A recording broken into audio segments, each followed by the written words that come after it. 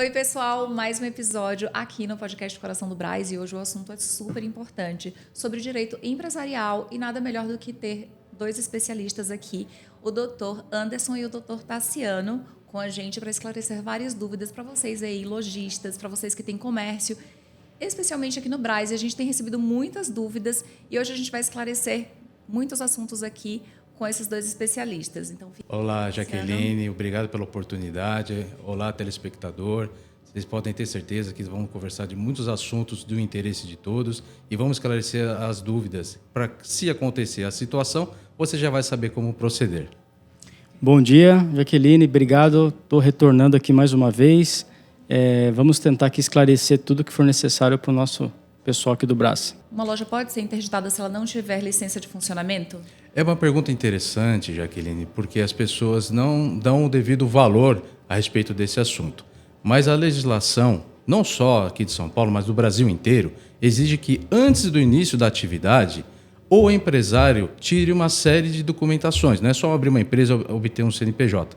É necessário que ele consiga também a licença de funcionamento. Quem concede esse documento? A prefeitura. Através do site, existe uma lista de documentos que você vai disponibilizar para o órgão público e ele vai te conceder um provisório que ele é renovado a cada, geralmente, 2 anos. Dependendo do tipo de empreendimento, a documentação é mais simples. Geralmente, lojas de roupa é considerado uma atividade de baixo impacto e os documentos são mais simples. Se fosse uma confecção, um outro tipo de empreendimento mais complexo, poderia exigir outros documentos, talvez ambientais, talvez urbanísticos e de outras searas. Mas no caso de lojas de roupa, a documentação ela é mais simples de consegui-la e você consegue o provisório. Mas o importante, esse documento é necessário para o desenvolvimento da atividade ser obtido antes do início da atividade. Se por algum motivo você não conseguiu, é tempo de renovar. Doutor, a gente recebe muita dúvida também se é preciso o laudo de bombeiro nas lojas aqui do Brás. Tira essa dúvida pra gente. Seria laudo de bombeiro mesmo? O nome técnico é AVCB.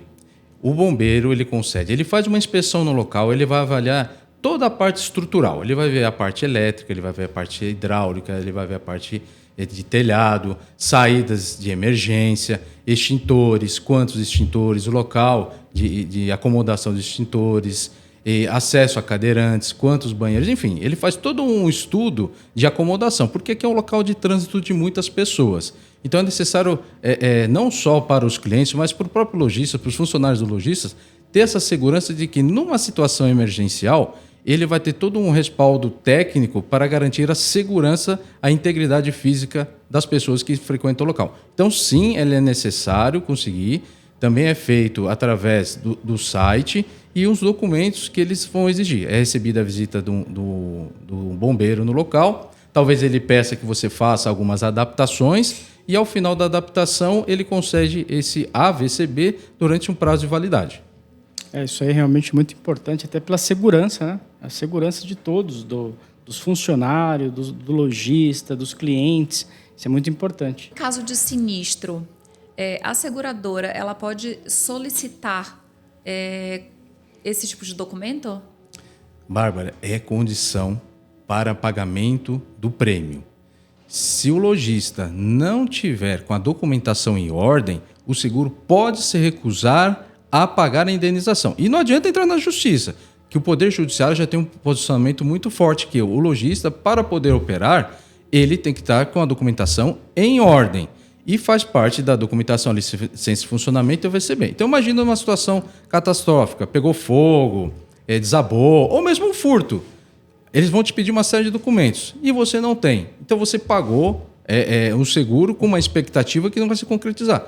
E não adianta depois você questionar, mas por que eles não me avisaram antes? É obrigação do empresário ter toda a documentação antes do início da atividade. Repito, se você não tem, ainda é tempo de regularizar. Perfeito. Doutor Anderson, para conseguir o licenciamento de funcionamento da loja, é necessário também o laudo de bombeiro? Tá. A prefeitura exige o AVCB do bombeiro.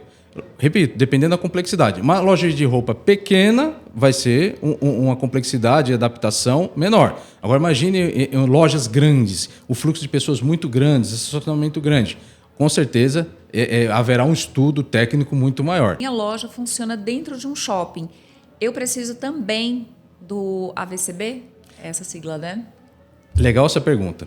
O lojista dentro de um shopping, ele não pode achar porque ele está dentro de um shopping, toda essa responsabilidade fica apenas a cargo do shopping. Não, o shopping tem que ter o dele, o lojista tem que ter o dele. A licença de funcionamento do shopping e a licença de funcionamento da loja. O AVCB do shopping e o AVCB da loja. Existem mais alguns documentos, mais coisas que esses lojistas precisem. É importante contratar o serviço, eu acho que de vocês, inclusive, para ver, né, o que é necessário, para que ninguém se passe, caso chegue a fiscalização, para verificar alguma coisa, para conseguir essa licença. Para início de atividade, esse é o suficiente. Pensando em loja de roupas que aqui na região do Brás. Isso. Agora, se for pensar numa confecção, porque muitos lojistas também confeccionam.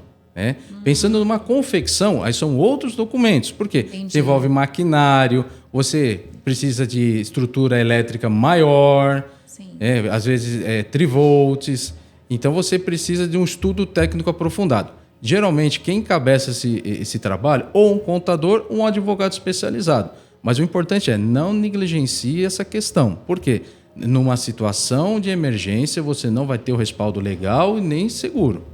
O bom é trabalhar em conjunto, né, Anderson? Sim. O advogado e o contador. Porque, na verdade, o contador vai ver a parte, né, técnica contábil e a parte jurídica, aí o advogado vai auxiliar. Tá? Voltando só na questão do seguro, para o prêmio é legal, sempre tem um questionário, né, que você vai responder para o seguro. Inclusive, se você mentir nesse questionário, assim mesmo você não recebe o prêmio, né? Então, você sempre... qualquer tipo de seguro, mesmo esse das lojas e o seguro de carro. Se você mentir em qualquer coisa naquele questionário, o seu seguro não será pago. Então, você tem que, sim, ter os documentos e não mentir. Tem que realmente ter aqueles documentos. Tem que estar provando o que você tem através de documentos. E já queria só fazendo um acréscimo no que bem pontuou o Dr. Tassiano, se porventura for necessário fazer alguma adaptação estrutural no imóvel, você tem que contar também com o engenheiro, que ele vai ter, vai ter que montar um projeto, assinar um ART, que é feito através do site do Conselho Regional de Engenharia, por conta dessa responsabilidade. Então, o que eu quero chegar? Às vezes você vai precisar de respaldo de outros profissionais, mas comece com ou um contador ou um advogado que ele vai buscar apoio dessas outras áreas. Tem expertise e vai saber, aqui eu vou precisar de um engenheiro elétrico, às vezes precisa de um engenheiro elétrico, sim, às vezes de um engenheiro civil, dependendo do segmento, como eu falei, tecelagem mexe com química, talvez precisa de um laudo de um químico. Sim. E aí vai aprofundar conforme a especificidade. Tem outra dúvida que a gente tem muito aqui no Brás, muitos lojistas compram mercadorias para revender. Esses lojistas que compram para revender, eles precisam ter as notas fiscais físicas dentro da loja. Num caso de fiscalização, essas notas precisam estar na loja, as notas físicas? Olha que isso já deu muita briga, viu? Já deu muita briga. Por quê? Não só a Receita Federal, a Receita Estadual, dentro de uma fiscalização, eles pontuam que precisa ter lá no carro. Porque chega o fiscal, a primeira coisa que ele vai pedir, o documento de constituição da empresa, que é o contrato social, né? A presença do representante legal, e ele vai querer ver a documentação fiscal, as notas fiscais de entrada e de saída. Muitas vezes, e é natural que assim seja, não fica dentro do estabelecimento. Né? Sim, sim. E aí o que acontece? Então vou ter que aprender a sua mercadoria. Vou ter que levar a sua mercadoria. Começa daí a criar uma situação de litígio. Mas o que se entende que não é o local adequado de armazenar, até porque as notas fiscais hoje são eletrônicas, que seja dentro do estabelecimento. Imagine uma grande loja de material de construção. Vai ter nota fiscal de tudo que foi comprado ali? Não. Primeiro que compra por uma matriz e depois ele redireciona. Um grande centro de confecção. Não. Então, o que o fiscal tem que fazer? Ele chega, ele pode solicitar, ele tem que apresentar por escrito. Presta atenção, empresário. Importante, gente. Apresenta por escrito, faz a solicitação e concede um prazo, geralmente, de 30 dias para a apresentação das notas fiscais de entrada e saída dos livros fiscais. Sim. Mas e se ele fizer e quiser aprender, chame o seu advogado experiente no segmento, ele vai saber como conduzir, porque existem normas, procedimentos de trabalho que devem ser seguidas. Se o fiscal fugir daquilo, todo o procedimento é anulado. Entendi. E geralmente as notas ficam no escritório de contabilidade, né? Sim. E a gente Sim. precisa solicitar esses documentos e não é de um dia para o outro, às vezes demora um pouquinho na organização do contador enviar para a empresa ou para o advogado e depois para a empresa. Eu pensei nisso, porque as lojas aqui no Brás, inclusive, são tão pequenas que provavelmente a maior parte dos lojistas não guardam documentos nas lojas, né? Eu acho que vai ser muito difícil. Fica no contador, geralmente no contador. Mas e se esse lojista, né, que deve ser a dúvida de muita gente, não tiver notas fiscais da mercadoria? As mercadorias, elas podem ser apreendidas? Conforme eu esclareci, ele pode não ter no local, mas ele tem que ter a nota fiscal de aquisição. Ele tem que ter a nota fiscal. Se ele não tiver as notas fiscais... No local é uma questão. Não tem no local, ele não é obrigado a ter no local. Ponto. Mas aí, se ele não tiver notas fiscais, absolutamente, as mercadorias elas podem ser apreendidas? Tem um prazo de 30 dias. Se ele não apresentar, é permitido a fiscalização voltar no local, apreender as mercadorias, lavrar um auto de infração e até interditar o local. Nossa. É um assunto muito sério Isso é e, bem infelizmente, importante. a gente vê que é muitas vezes negligenciado pelo empresário. Eu posso receber a venda das mercadorias no nome de outra pessoa ou no próprio CPF? Pode, mas não é recomendável. Tem a diferença entre poder e fazer. Por quê? Você vai estar tendo um problema de ordem financeira, um problema de ordem fiscal, tá? Que pode configurar na interpretação dos órgãos fiscais lavagem de dinheiro e sonegação fiscal. Porque quem vendeu é quem tem que receber. A não ser que você emita um boleto bancário e faça a cessão dessa cédula bancária, que não é o caso. Não é o caso. Sim. Se você vendeu e tem que ser a venda pela pessoa jurídica, o recebível tem que ser pela pessoa jurídica. Não é correto terceirizar. Repito, é uma prática recorrente, mas saiba que você está criando um calcanhar de Aquiles que pode te prejudicar na frente. O Anderson, que é tributarista aqui, até estou falando pouco, mas só complementando, vai ter até uma dificuldade na hora de fazer o imposto de renda, né, Anderson? Que vai ser complicado, Exatamente. que a pessoa vai estar recebendo um valor, às vezes até grande na conta, tendo em vista que, às vezes, a pessoa compra bastante roupas, né? Sim. E aí vai estar recebendo lá um valor, ao invés do nome da empresa, o nome da pessoa física. Até quando ela for declarar o imposto de renda dela, vai estar inconsistente, né? Com o que ela ganha, com o valor da empresa. Então, e para a empresa também, imposto de renda tanto da empresa, pessoa física, como jurídica, né?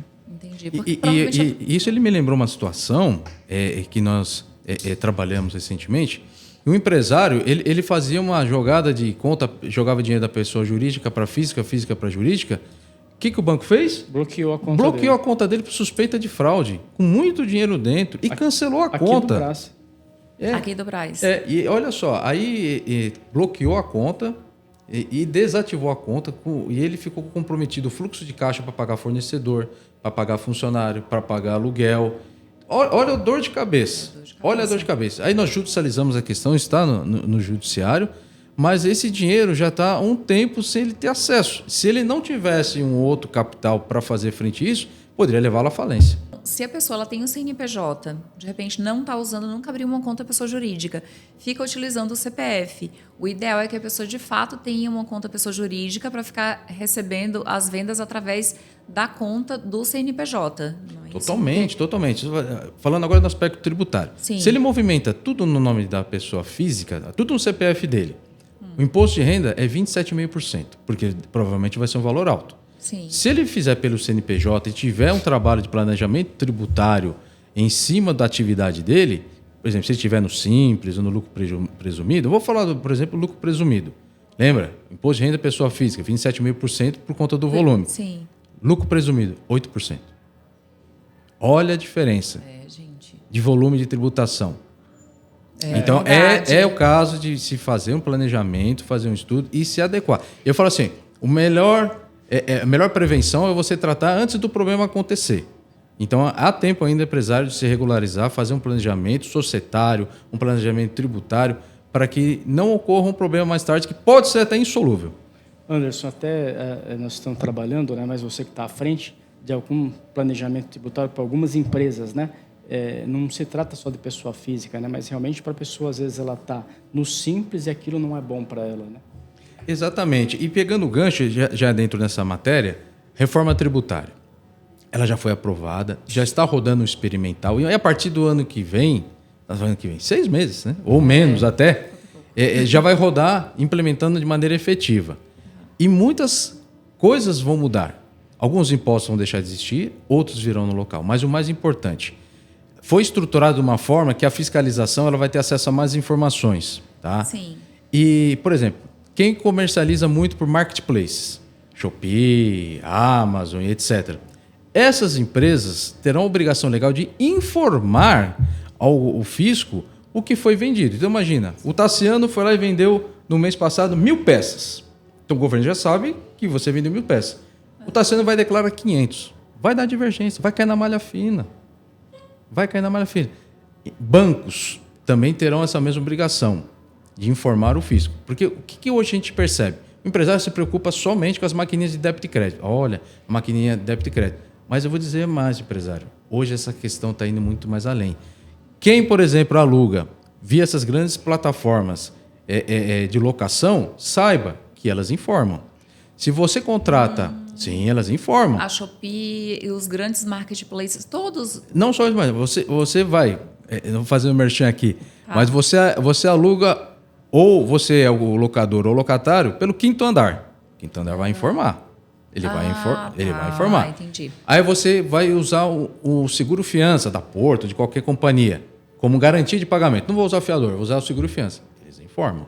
Então você vê que essas informações... O que o governo faz? Ele pega esses grandes players dos mercados em gerais e coloca ele como responsável por informar. Você vai ser obrigado a informar. Você compra um imóvel e você combina, eu sou vendedora, você é compradora, não vamos falar nada para o governo. O cartório de registro de imóveis ele vai falar, olha, a Jaqueline comprou do Anderson imóvel por R$1 milhão. Só que eu comprei do Tassiano por 500. Eu tenho que pagar imposto de renda chamado ganho imobiliário sobre os 500 mil. Então, as informações estão cada vez mais concentradas. E exige do empresariado uma assessoria que vá conseguir, não que ele só negue, mas que consiga otimizar e minimizar o custo tributário. Você está declarando pela pessoa física, tendo que pagar um imposto muito maior, declarar pela empresa, né? E às vezes até a empresa está no Simples, não é o legal estar no Simples, fazer um planejamento para ela cair para um lucro real, não sei, de repente, né? Um lucro presumido. Fazer um estudo do caso. Porque o Simples nem sempre é o meio mais barato. Vai depender de volume, de transação, o quanto de mercadoria ele trabalha. Porque às vezes, como eu te falei, nós fizemos alguns estudos para uns clientes agora, que ele estava no lucro do Simples, só que ele estava pagando, no final das contas, um boleto de impostos 33% maior do que se estivesse no outro regime de tributação. Sim. Nós fizemos um levantamento, e que ele não é um grande empresário, ele é um grande empresário, corrigindo aqui, mas assim, de volume de vendas. Uhum. No último ano, se ele tivesse feito esse planejamento, ele teria recuperado e economizado R$176 mil. Nossa, ele ficou muito chateado. Ele ficou muito chateado de ter perdido todo esse dinheiro e não sabia como ele poderia ter feito de uma outra forma. A empresa poderia estar enquadrada num outro regime fiscal. Uhum. E ele deixou e na verdade, você fala assim, preciso vender mais às vezes. Não, você não precisa vender mais. Na verdade, às vezes, você tem um planejamento tributário, você vai economizar muito dinheiro com impostos e não vai precisar aumentar tanto o seu volume de venda. Sim. A vida do empresário do Brás é muito corrida. Então, eu acho que eles têm que buscar mesmo essa informação, buscar quem conhece para ajudar nesse sentido. Sim.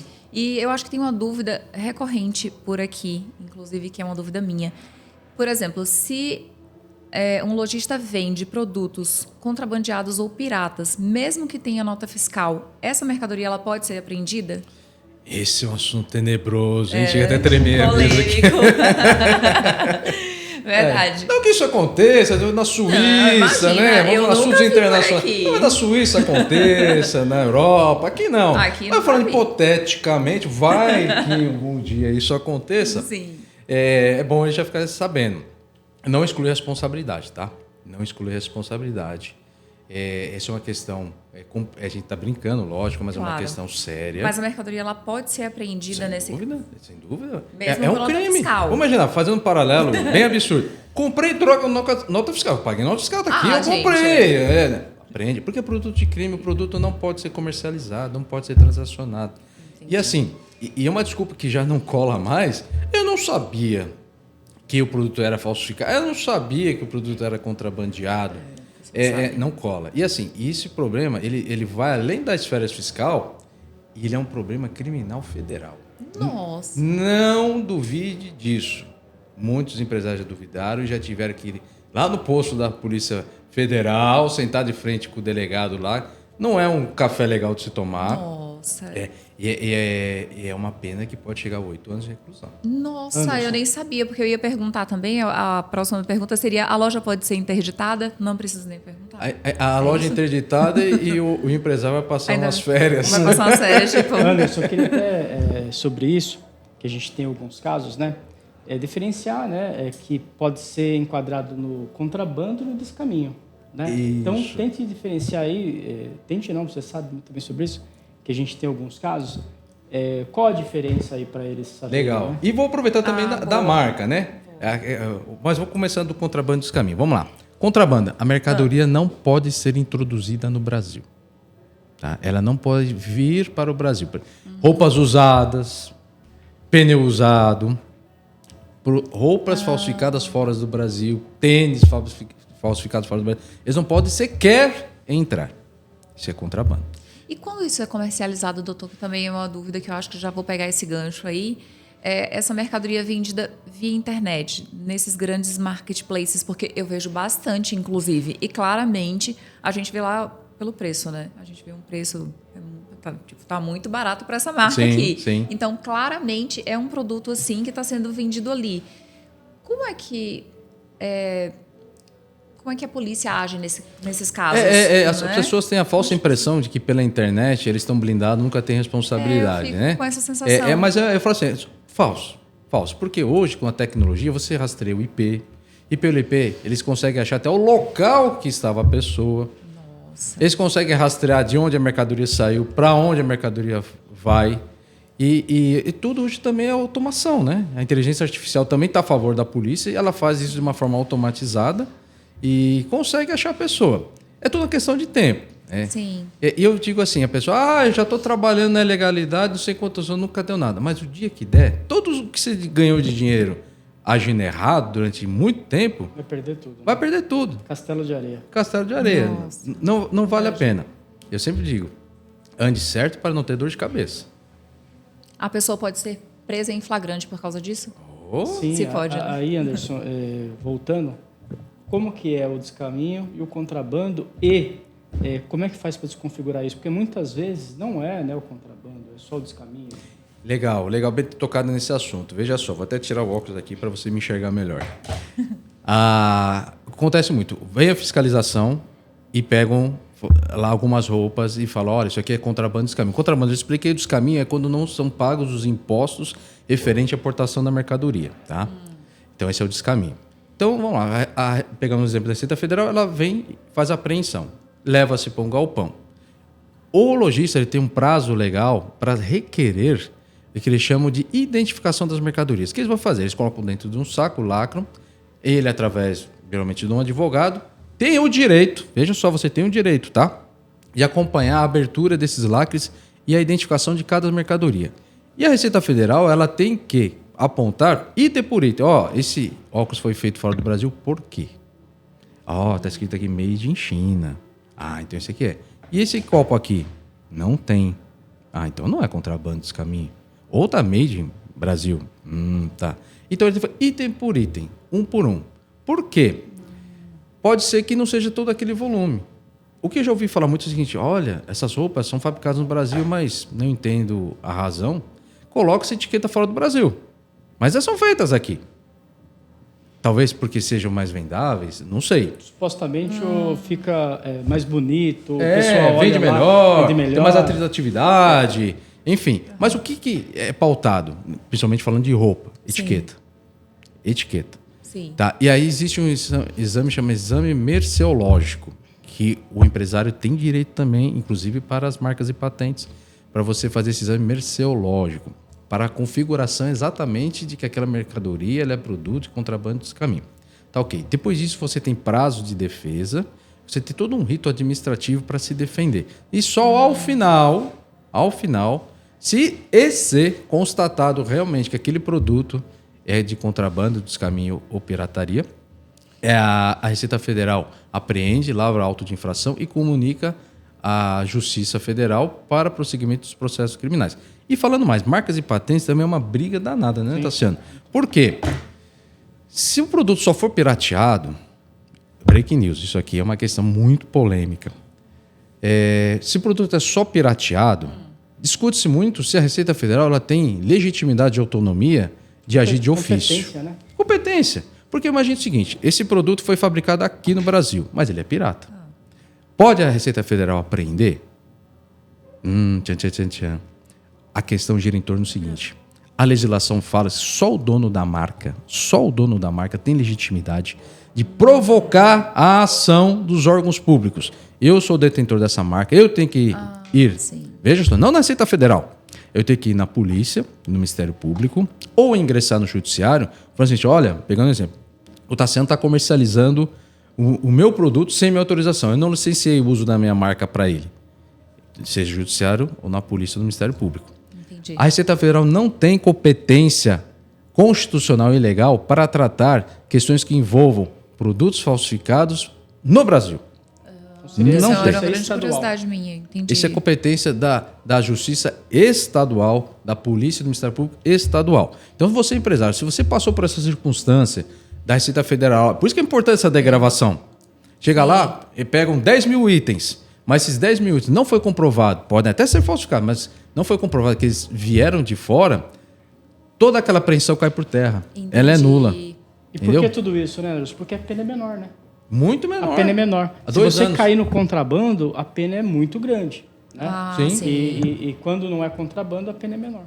E mais, e precisa da iniciativa do detentor da marca. Não pode a Receita Federal agir de ofício e foge tudo. Olha quanta Entendi. informação. Nossa, eu quanta não informação. sabia disso. Sim. Interessante, bem interessante. Se a Receita Federal for até minha loja, o que eu devo fazer? Receber com educação, não precisa temer. Não precisa temer os agentes da Polícia Federal. São pessoas que estão cumprindo o ofício dele. Eu vou dizer, 99,9% são pessoas bem intencionadas, são pessoas que estão abertas ao diálogo, à conversa.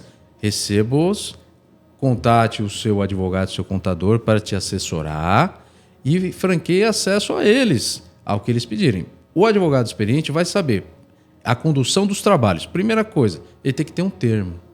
Ele tem que te apresentar. Não pode simplesmente o fiscal passar na frente da loja, aquela loja ali. Entendi. Eu vou entrar. Isso. E quando vou eles entram fiscalizar. na loja, aí eu vou, digamos que eles podem. Ele eles vai vão procurar até o a loja. responsável legal, se apresenta, e você, empresário, tem o direito de exigir a identificação. Eu sou agente da Polícia Federal, estou aqui com o meu uniforme. Você tem o direito de pedir a identificação e checar se realmente aquela identificação é verdadeira. Ok, uma vez checado, você, junto com a sua assessoria, vai franquear o acesso. Bom, deixa eu ver o termo, deixa eu ver aqui, pegou o termo. Tá, por quê? Quando ele vai numa loja, o superior dele vai falar, vá até o empreendimento, a loja da Jaqueline, porque recebi uma denúncia, estamos com a suspeita e tal. Então, ele vai direcionado. Ele não pode ir no escuro. E eles precisam ter um termo em mãos. Eles podem acessar, por exemplo, chegou com um termo, eu quero acessar o estoque, eu quero ver sua conta bancária. Eles podem fazer isso? Isso é muito importante. O termo ele vai delimitar o objeto. Onde, já pegamos casos que o endereço estava errado. Ou era para chegar na loja e falar assim, eu tenho um termo para vir na sua loja. Só que o lojista também tinha confecção. Eu quero ir na confecção. Não, é muito claro. O termo está falando loja. Eu tenho endereço lá, rua tal, número tal. E a confecção em outro local. Não, mas eu quero ir. Não, ele não tem legitimidade, porque o termo é específico. O local, a pessoa e o quê? E o que está sendo investigado. Doutor, então, se chegar um policial federal numa loja, por exemplo, se eu tivesse loja, ele chegou com um termo, eu tenho dúvidas sobre esse termo, eu posso contatar o meu advogado, o meu escritório de advocacia, por exemplo, os clientes de vocês? Não, eu preciso falar primeiro com o meu advogado antes de te receber aqui ou dizer que você pode ou não pode. Ele não é obrigado a esperar a vinda do advogado. Ele pode começar o trabalho, mas também não pode impedir. Não pode impedir, pelo menos, do contato. Do contato, mas ele não é obrigado a esperar. É isso que você questionou, que é em relação a ter acesso a certos locais ou conta, também tem que estar nesse termo, tem que ter uma decisão do juiz autorizando a ter acesso à conta, tem que estar lá no termo. Aí em outros locais também, por exemplo, no estoque, também tem que estar, se estiver em outro local ou mesmo em outro andar, tem que estar tudo ali no termo. Não, se não tiver, não pode. Doutor, esse termo é uma ordem judicial? Ou Não são coisas necessariamente, diferentes? não necessariamente. Vamos lá. Locais abertos ao público, existe um entendimento pacífico que eles podem ter acesso. Locais não abertos ao público, existe uma discussão jurídica. Uns entendem que precisa de autorização judicial, outros não. Por exemplo, tem decisão do ministro Gilmar Mendes do Supremo Tribunal Federal falando que o estoque é um local que não é aberto ao público e os agentes da Receita Federal precisariam da autorização. Tá? Mas depende muito da interpretação de cada juiz. Agora, o que não depende da interpretação de juiz nenhum, porque todos pensam igual. Se no local for destinado também à residência. Muitos empresários guardam suas documentações e, às vezes, dinheiro também em casa. E nós já vimos o quê? A fiscalização começa na loja e da loja eles vão para a casa do empresário. Esse caso de Araras foi isso, eles foram para a casa do empresário. Na casa, por ser um local de residência, é constitucionalmente protegido, só com autorização judicial. E se eles ali atropelarem a Constituição, na justiça você consegue derrubar toda a operação. Nossa, eu não sabia disso. Então, não pode chegar na loja e, de repente, os documentos não estão aqui, eu vou até a sua casa agora. A não ser que o empresário autorize. O que acontece muitas vezes? Eles vão, pedem de uma forma que o empresário fica constrangido em dizer não, vão no local e falam, não, mas olha, eu fui autorizado. Aqui, ele autorizou. Mas, na verdade, ele estava numa circunstância que a manifestação de vontade dele era totalmente coibida, inibida. Ele não estava ali e muitas vezes até sem assessoria do advogado. E ele, assim, o judiciário entende isso. Olha, você estava devidamente assessorado por um advogado quando você autorizou? Não. Eu estava numa situação totalmente de pressão. Tinha 50 agentes da polícia lá, ou da Receita Federal, falou, você deixa eu entrar lá? Aí o empresário fica com eu deixo. Eu vou falar, não. Ninguém vai querer dizer. Totalmente anulável isso aí. Entendi. Em caso de encontrar alguma irregularidade na loja, o que mais a Polícia Federal pode apreender, além das mercadorias? Ele só pode apreender mercadoria que tiver algum realmente indício de irregularidade. O que acontece? Ele chega e verifica uma, duas, vou levar tudo. O procedimento está errado. Tem que ser apenas e exclusivamente aqueles que foram, pensando em Receita Federal, contrabando e descaminho. Se chegar lá, não tem nada de contrabando e descaminho, mas são mercadorias pirateadas, podem levar? Não. Não pode, porque não é competência da Receita Federal. Eles podem chamar 190, chamar a polícia, por exemplo, produto falsificado de clubes de futebol. Com a alteração que teve o Estatuto do Torcedor, a pena foi agravada.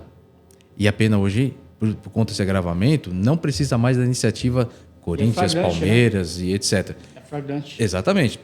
Eles podem ser presos em flagrante num local, diferentemente de outros tipos de pirataria, que precisa da iniciativa dos donos das marcas. Sim. Então, o que o agente da Polícia Federal ou o agente da Receita Federal pode fazer? Numa situação que não tem nada a ver comprovado de contrabando de caminho. Máximo, chamar ali a Polícia Civil, chamar o Ministério Público e passar o caso. Isso aqui é de vocês, mas levar não pode. E até com um cliente nosso aconteceu, eles levaram até roupa usada, né? Dos até funcionários. Sim. Lá, roupas usadas dos funcionários, a gente foi ver a gente viu lá umas roupas até rasgadas, sujas, né? Que é de funcionário que tirou para usar o uniforme. Então eles pegaram até essas roupas usadas e levaram. E a gente foi olhar e falou, mas não, veio aqui junto. Veio. Mas você arrancou do cara? O cara falou, tira aí. E aí até alguns documentos que constavam lá que eram de notas e a gente precisava apresentar perante a Receita Federal, a gente não tinha acesso porque eles apreenderam também. Nota, dinheiro, computador. Nossa. Só deixam as paredes. Então, nesse caso... Sim. Então, é melhor contratar um advogado quando eles aparecerem, né? Porque, na verdade, assim, o ideal é você trabalhar preventivamente na intenção de fazer a regularização. Né? Sim. E você conseguir estar dentro das normas. Como eu falei, não tenha medo da polícia ou da Receita Federal, a não ser que você tenha alguma coisa devendo. Se você está dentro das normas, receba-os, dê todo acesso, ofereça um café, uma água. Sim. Se você pode ter certeza que eles estão lá cumprindo a atividade deles. É que, às vezes, quando você não tem o respaldo jurídico, o que acontece?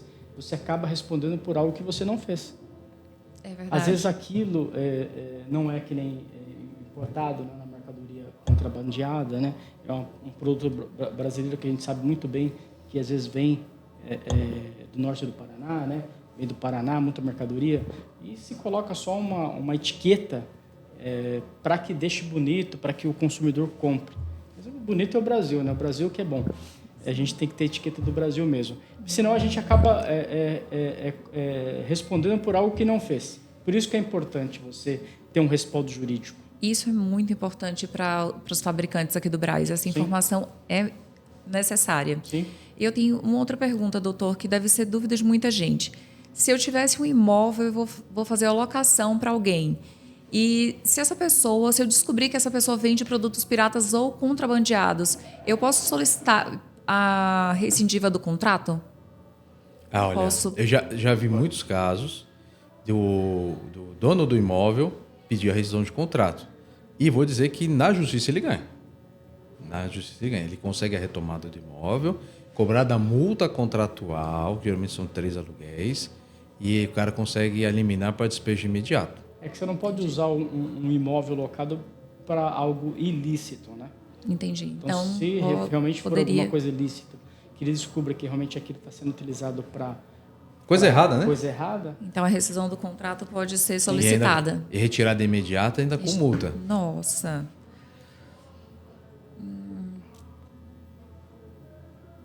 É possível regularizar situações antes da visita da Receita Federal?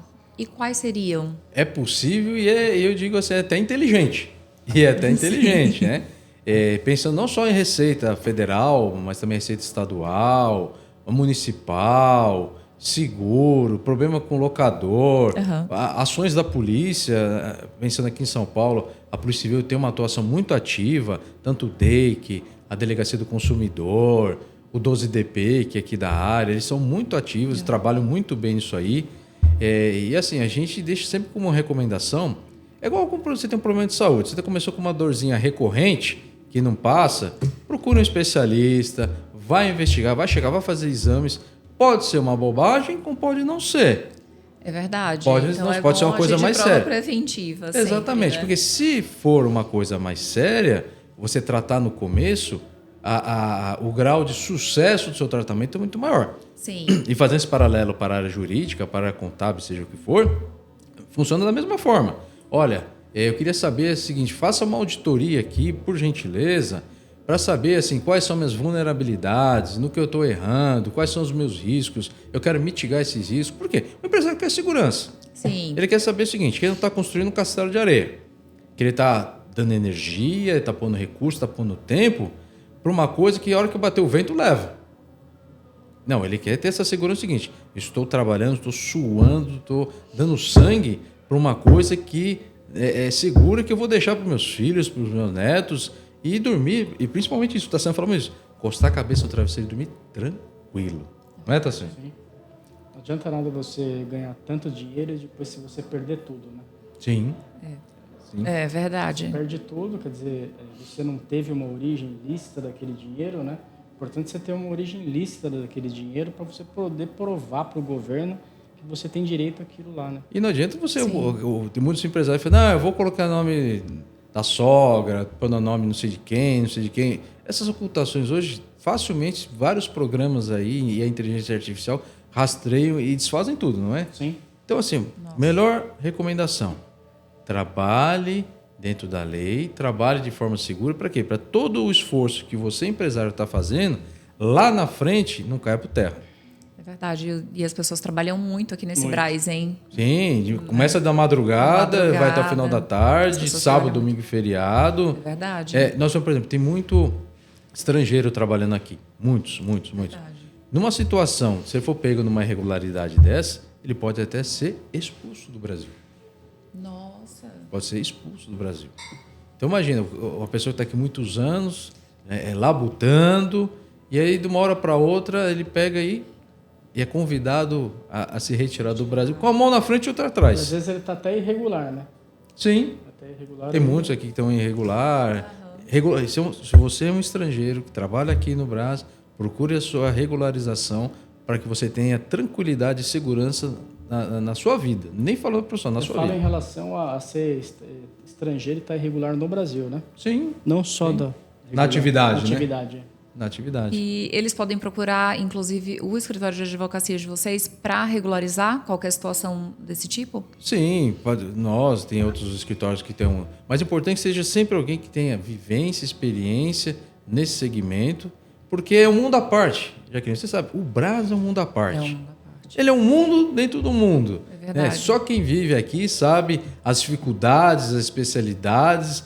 Eu falo assim, a loucura que É uma loucura, sim. a loucura que é aqui. É muito. Então, assim, se a pessoa não tem essa expertise, não tem esse cacuete, esquece, não vai rodar. É verdade. E vem muita gente aqui, não conhece as leis brasileiras, não conhece muita coisa, abre loja, não tem muita experiência. Eu acho que a pessoa precisa realmente de um respaldo ou buscar formas de se regularizar caso não esteja. Né? Eu falo assim, o advogado e o contador também não pode ser uma profissão que engesse o empresário. Sim. Não, você tem que ser assim, vai travando, vai limitando, que o empresário fala, cara, não vou conseguir trabalhar. Que você só não pode, burocracia, documentos, isso aqui. Então o empresário, o advogado, o contador, ele tem que ter esse jogo de cintura. É o seguinte, ele não pode fugir da lei e não pode engessar o empresário. Então ele tem que ter essa amabilidade de conseguir fazer o quê? Com que o advogado, que o empresário consiga trabalhar, consiga vender, consiga os recursos que ele precisa, sem deixar calcanhar de Aquiles, sem deixar vulnerabilidades, para que amanhã depois ele não perca tudo. E é só o tempo e a vivência e o conhecimento que vai trazer esse know-how para o profissional. Gente, então se vocês ficaram com alguma dúvida, vocês podem entrar em contato com a Ferrante Batista Advogados ou com o Dr. Anderson, o Dr. Tassiano. Foi um prazer apresentar mais um episódio do podcast Coração do Brás. Muito obrigada, doutor, por estar aqui. Muito obrigada, doutor. Obrigado, Jaqueline, pela oportunidade. Foi um bate-papo gostoso, proveitoso, muita informação, muitas outras coisas, por conta do tempo, infelizmente, não puderam ser aqui debatidas. Nos colocamos à disposição para esclarecimentos adicionais que o seu público seleto possa ter e aguardo o próximo convite. Ai, que bom, obrigada. Também agradeço. Dessa vez eu vim acompanhar aqui meu sócio, o Dr. Anderson, que é especialista na área tributária, né? Eu vim de uma outra vez, falei sobre um outro assunto, mas dessa vez eu vim acompanhá-lo. Mas agradeço mais uma vez de estar aqui também. Muito obrigado. Então, vocês aqui do Brás podem evitar problemão aí, sempre com a informação certa.